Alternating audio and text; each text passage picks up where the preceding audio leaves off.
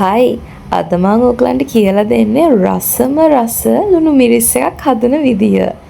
ඒකට අපිට ඕන කරන්නේ ලොකු ලුණු කපා ගත්ත ඒවයි, උඹල කඩයි, ලුණුයි, කෑලි මිරිසුයි, පොල් තෙල් පොඩ්ඩකුයි. ලුණු ටික මුලින්ම වංගෙඩියට දාලා ඊට පස්සේ ලුණුයි කෑලි මිරිසුයි දාලා මේ ලුණු ටික හොඳට කොටන්න ඕනේ.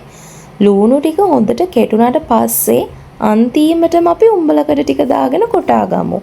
උඹලකඩ දාලා ගොඩක් කොටන්න යන්නේ නැහැ. මේකේ තියෙන විශේෂත්වය තමයි හොඳට කොටාගත්ත මේ ලුණු මිරිස අපි පෑන් එකකට තෙල් දාලා ඒ තෙල් රත් වුණාම මේ ටික දාලා හොඳට ලුණු ටික බැදෙන්න දෙන්න ඕනේ. අන්න ඒක තමයි මේකේ විශේෂත්වය.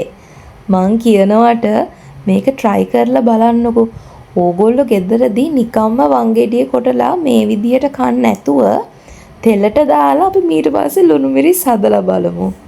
මේකේ තව විශේෂත්වයක් තමයි මේක තෙල් දාලා හදන නිසා අපිට ෆ්‍රිජ් එකේ දාලා වුණත් ගොඩාක් කල් තියාගෙන මේක කන්න පුළුවන්. විශේෂයෙන්ම ඩීප් ෆ්‍රීසර් එකේ දාගත්තොත් අපිට මාස 2-3ක් වුණත් තියාගෙන මේ ලුණු මිරිස් කන්න පුළුවන්. මේක රොටි වලට, තීබත් වලට, ආප්ප වලට නියමයි.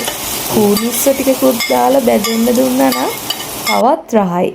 මං කියනවට ඊට පස්සේ ලුණු මිරිස් හදද්දි මේ විදිහට තෙල් දාලා ලුණු මිරිස් හදලා බලන්නකෝ. මාරම රහයි.